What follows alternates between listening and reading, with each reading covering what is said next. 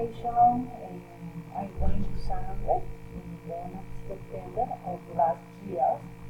I was with my husband.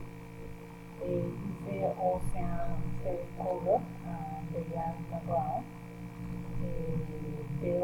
That ocean have a complex set of different colors.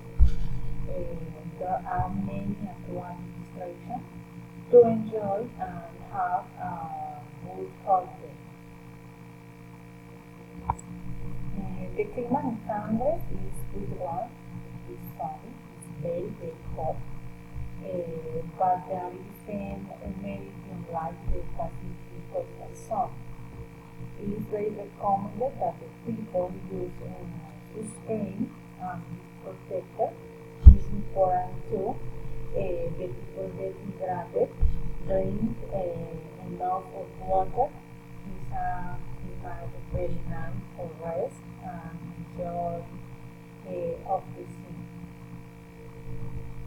Well, I recommend the people to go to San Andres that visit the Globe Hall to talk to people to learn about the culture of San Andres and go to White Party in the jet.